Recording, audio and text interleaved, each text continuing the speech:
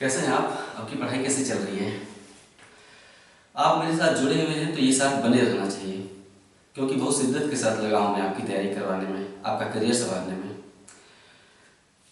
आप थोड़ी मेहनत करिए, आपके लिए आप सभी ज़्यादा मेहनत मैं करूँगा।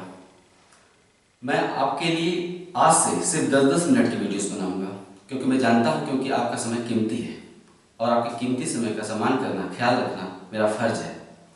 बस ये साथ छूटना नहीं चाहिए, वादा करिए। आप ऑनलाइन मेरे 10-10 मिनट की वीडियोस यूट्यूब पर देखते जाइए बारी बारी। मैं आपको यकीन दिलाता हूँ, वादा करता हूँ कि सामान्य अध्ययन को मैं आपके लिए इतना आसान और रुचिकर बना दूंगा कि आपका लक्ष्य आपके पास भाग कर आएगा। बस ये साथ बनाए रखिए। सिर्फ भूगोल ही क्यों, मैं सिर्फ भूगोल की बात नहीं कर रहा हूँ, अभी तो मैं भूगोल पढ़ा रहा हूँ, लेकिन इसके बाद इतिहास, विज्ञान, भारतीय अर्थव्यवस्था, भारतीय संविधान, कृषि के प्रत्येक पेचीदा चैप्टरों, अध्यायों का अध्ययन आप मेरे साथ ऐसे करेंगे जैसे गाजर मूली काट रहे हो। ऐसा ही होने वाला है। तो आइए शुरू करते हैं। इससे पहले मैंने एशिया के मानचित्र को आपके साथ शेयर किया, पढ़ाया। आज चलिए यूरोप को खंगाल डालते हैं अच्छे से। यूराल पर्वत, ये जो रेखा आप देख रहे हैं ना, इसे यूराल पर्वत कहते हैं। ये है यूराल पर्वत। यूराल पर्वत किस देश में है? रूस में है। यूराल पर्वत रूस में है। यूराल पर्वत के पूर्व में एशिया है और यूराल पर्वत के पश्चिम में यहाँ तक ये जो भूखंड आप देख रहे हैं, यूराल पर्वत से लेकर पुर्तगाल और स्पेन तक के भूखंड को क्या कहते हैं? यूरोप कहते हैं। यूराल पर्वत के पूर्व में एशिया, यूराल पर्वत के पश्चिम में यूरोप। रूस एशिया में भी आता है और यूरोप में भी आता है। रूस एशिया में भी है और यूरोप में भी है। यूराल पर्वत के पश्चिम में जो रूस है वो यूरोप में आ जाएगा, और यूराल पर्वत के पूर्व में जो रूस है उसे साइबेरिया कहते हैं, और साइबेरिया एशिया के अंतर्गत आता है। रूस की जो राजधानी है मॉस्को, वो यूरोप में आती है। ये जो लाल कलर की रेखा आप देख रहे हैं, ये रूस की सीमा है। लाल कलर की जो रेखा है, ये रूस की पश्चिमी सीमा है। यानी यूराल पर्वत से लेकर इस सीमा तक जो रूस है वो यूरोप के अंतर्गत आता है, और राजधानी मॉस्को यूरोप में आती है। तो यूरोप और एशिया अलग अलग भूखंड नहीं है, एक ही भूखंड है। एक काल्पनिक लाइन, एक काल्पनिक रेखा द्वारा यूरोप और एशिया को अलग अलग महाद्वीप माना गया है, लेकिन वास्तव में यूरोप और एशिया एक ही भूखंड के दो महाद्वीप हैं। यूराल पर्वत, कैस्पियन सागर, काला सागर, भूमध्य सागर। यूराल पर्वत की रेखा, काला सागर की रेखा, कैस्पियन सागर की रेखा, काला सागर की रेखा और भूमध्य सागर की रेखा, इन चारों भौतिक प्राकृतिक वस्तुओं से होकर जो लाइन गुजरती है वो यूरोप को एशिया से पृथक करती है। अर्थात यूराल पर्वत, कैस्पियन सागर, काला सागर, भूमध्य सागर से होकर जाने वाली काल्पनिक रेखा यूरोप को एशिया से पृथक करती है। यूरोप को हम यूरेशिया का प्रायद्वीप कहते हैं। यूरोप को हम यूरेशिया का प्रायद्वीप कहते हैं। यूरेशिया क्या है? यूरोप और एशिया। यूरोप और एशिया को मिलाकर जो भूखंड बनता है उसे हम क्या कहते हैं सम्मिलित रूप से? यूरेशिया।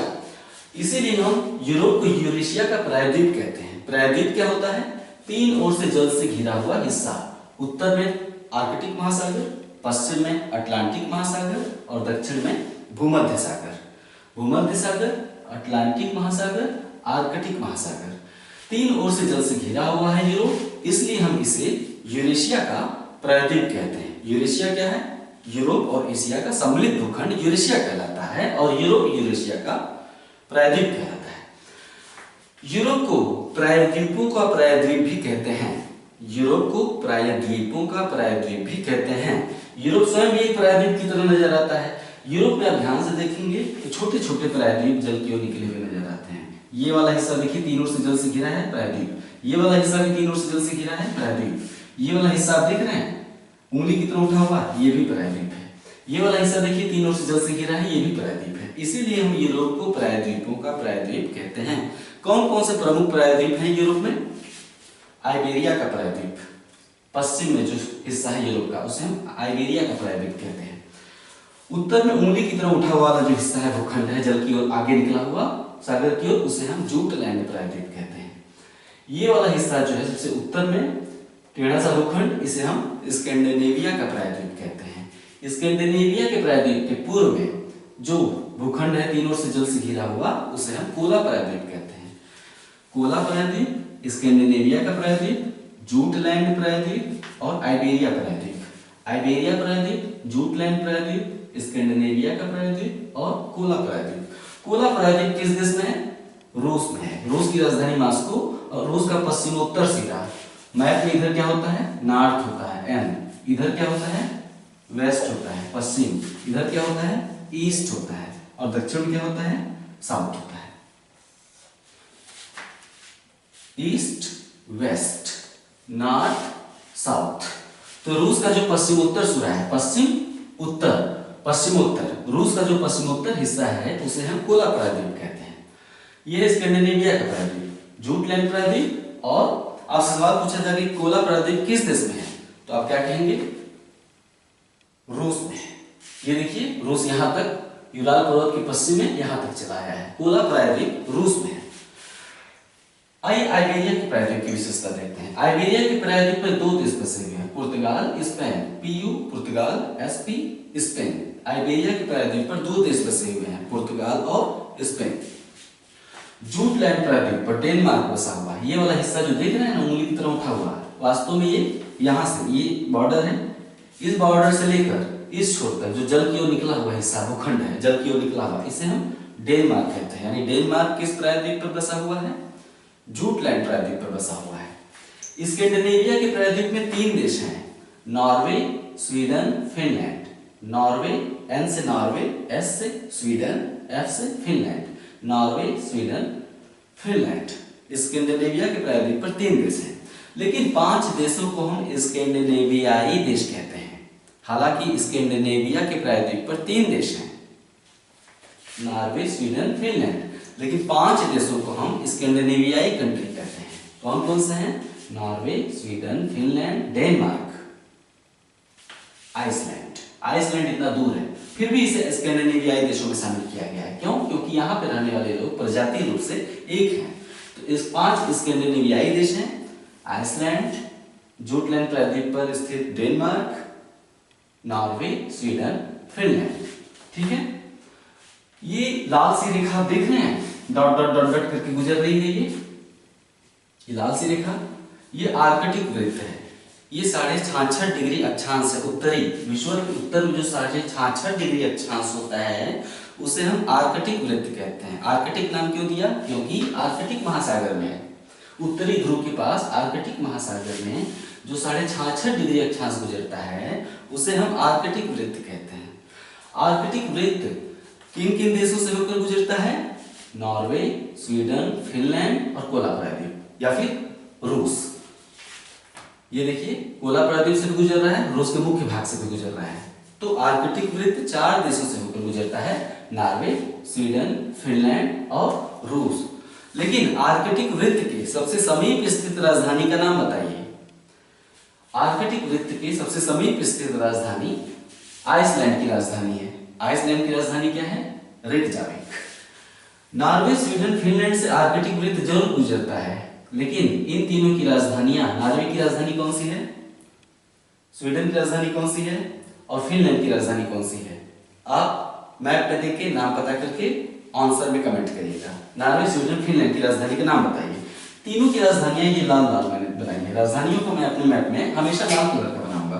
तो तीनों की जो राजधानियां हैं देखिए बाल्टिक सागर के तट पर है। स्कैंडिनेविया एक प्रायद्वीप है, उत्तर में क्या है? आर्कटिक महासागर, पश्चिम में क्या है? इसके उत्तरी सागर और दक्षिण क्या है? बाल्टिक सागर। स्कैंडिनेविया 3 ओर से जल से घिरा है, आर्कटिक महासागर, उत्तरी सागर, बाल्टिक सागर। बाल्टिक सागर, उत्तरी सागर और आर्कटिक महासागर। नॉर्वे, स्वीडन, फिनलैंड की राजधानियां किस सागर के तट पर हैं? बाल्टिक सागर के तट पर हैं। साफ दिखाई दे रहा है कि आर्कटिक वृत्त से ये काफी दूर है, इसलिए आर्कटिक वृत्त के सबसे समीप स्थित राजधानी रेकजाविक है, जो कि आइसलैंड की राजधानी है। आपसे सवाल पूछा जाता है या पूछा जाएगा भविष्य में भी कि आर्कटिक वृत्त की सबसे समीप स्थित राजधानी कौन सी है? ज्यादातर लोग उत्तर में इन राजधानियों का नाम बताना पसंद करेंगे। मैं नाम नहीं बता रहा हूँ राजधानियों का, जैसे नॉर्वे का चलिए बता देता हूँ। नॉर्वे की राजधानी ओस्लो। आप स्वीडन और फिनलैंड की राजधानियों के नाम बताइएगा। तो उत्तर में विकल्प दिए रहते हैं तो लोग इन राजधानियों को चुन लेते हैं, जबकि आर्कटिक वृत्त के सबसे समीप स्थित राजधानी ये तीनों नहीं है, बल्कि आइसलैंड की राजधानी रिकजाविक है। पूरे दुनिया की सबसे उत्तरी राजधानी कौन सी है? ऑफकोर्स रिकजाविक है। रिकजाविक राजधानी की दो विशेषता है, एक तो ये आर्कटिक वृत्त के सबसे समीप है और दूसरे रिकजाविक दुनिया की सबसे उत्तरी राजधानी है, अर्थात उत्तरी ध्रुव के सबसे समीप स्थित राजधानी है रिकजाविक।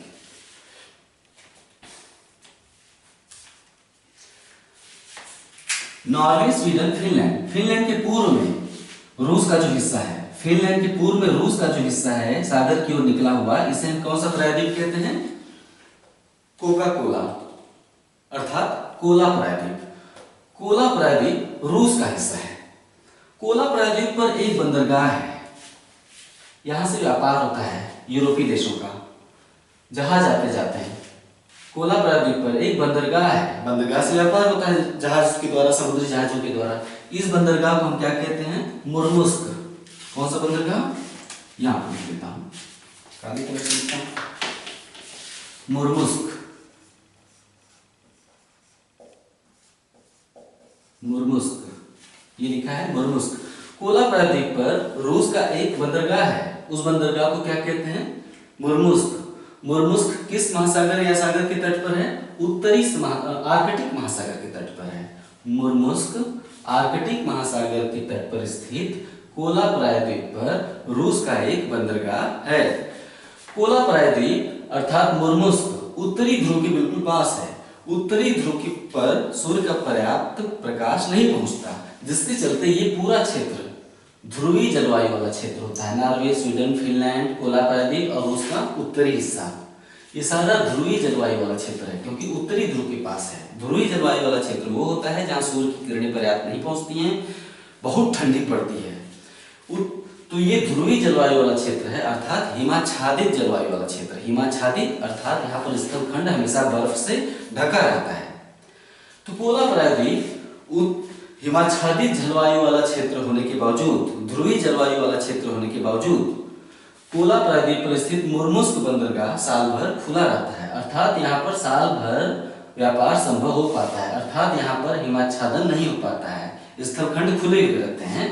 परिणामतः यहाँ पर समुद्र जमा हुआ नहीं रहता है, समुद्र बर्फ के रूप में न होकर जल के रूप में होता है, जबकि ये हिमाच्छादित जलवायु है। ऐसा क्यों हो पाता है?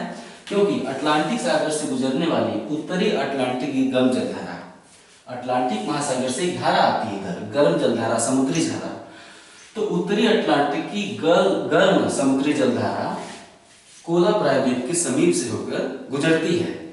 उस गर्म जलधारा के कारण कोला प्रायद्वीप के पास का समुद्र बर्फ के रूप में न होकर जल के रूप में होता है। यही कारण है कि कोला प्रायद्वीप पर स्थित मुर्मुस्क बंदरगाह साल भर खुला होता है और व्यापार संभव हो पाता है। मुर्मुस्क बंदरगाह किस देश का हिस्सा है? किस देश में है? रूस में है। किस महासागर के तट पर है? आर्कटिक महासागर के तट पर है मुर्मुस्क बंदरगाह। ओके। यूरोप की सबसे उत्तरी राजधानी रेकजाविक। विश्व की सबसे उत्तरी राजधानी रेकजाविक। यूरोप की सबसे पश्चिमी राजधानी, यूरोप यूराल पर्वत से लेकर पुर्तगाल तक है। पूर्व में यूराल पर्वत, पश्चिम में पुर्तगाल तक। तो यूरोप की सबसे पश्चिमी राजधानी, पुर्तगाल की राजधानी क्या है? लिस्बन। तो यूरोप की सबसे पश्चिमी राजधानी लिस्बन। यूरोप की सबसे पूर्वी राजधानी मॉस्को। यूरोप का सबसे पूर्वी राजधानी कौन सा है? मॉस्को है। यूरोप के इतने सारे देश आप देख रहे हैं, 1 2 3 4 5 6 7, कम से कम 14-15 देश हैं इधर, छोटे छोटे छोटे छोटे इस एरिया तक। ये लाइन आप देख रहे हैं, डॉट डॉट। इस डॉट डॉट लाइन के पूर्व में एशिया है और इस डॉट डॉट लाइन के पश्चिम में यूरोप है। तो यहाँ तक बहुत सारे छोटे छोटे देश बसे हुए हैं तट पर। तो भूमध्य सागर के तट पर बहुत सारे यूरोपीय देश हैं, लेकिन अधिकतर देशों की राजधानियां भूमध्य सागर के तट पर नहीं है। आप देखिए, पुर्तगाल की राजधानी भूमध्य सागर के तट पर है? नहीं। स्पेन की राजधानी मैड्रिड भूमध्य सागर के तट पर है? नहीं। फ्रांस की राजधानी स्पेन भूमध्य सागर के तट पर है? नहीं। इटली की राजधानी रोम भूमध्य सागर के तट पर है? नहीं। दिख जरूर रहा है तट के पास, लेकिन ये तट के अंदर है। रोम तट पर नहीं है। इटली की राजधानी रोम तट पर न होकर तट के अंदर है, मुख्य भूमि में। यानी रोम भी भूमध्य सागर के तट पर नहीं है। यूरोप की एकमात्र राजधानी, मैं ये कहना चाहता हूं कि यूरोप की एकमात्र राजधानी भूमध्य सागर के तट पर है। ये लाल कलर का दिख रहे हैं, इस राजधानी को हम कहते हैं एथेंस। एथेंस किस देश की राजधानी है, मैप में देखकर बताइएगा। तो फैक्ट मैंने क्या बताया कि यूरोप की एकमात्र राजधानी भूमध्य सागर के तट पर है, उसे हम कहते हैं एथेंस। ये है एथेंस, किस देश की राजधानी आपको बताना है। एक यूरोपीय देश द्वीप के रूप में है भूमध्य सागर के बीचों बीच, उसे हम माल्टा कहते हैं। माल्टा भूमध्य सागर के बीचों बीच स्थित यूरोपीय देश है माल्टा। माल्टा की राजधानी देखकर आप बताइएगा।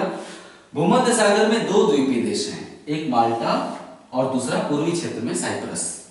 माल्टा बीचों बीच है, साइप्रस पूर्वी क्षेत्र में है। मैंने कहा कि भूमध्य सागर में दो द्वीपीय देश हैं, माल्टा और साइप्रस। माल्टा यूरोपीय देश है और साइप्रस एशियाई देश है। मैंने एशिया के मानचित्र में साइप्रस पर चर्चा की है।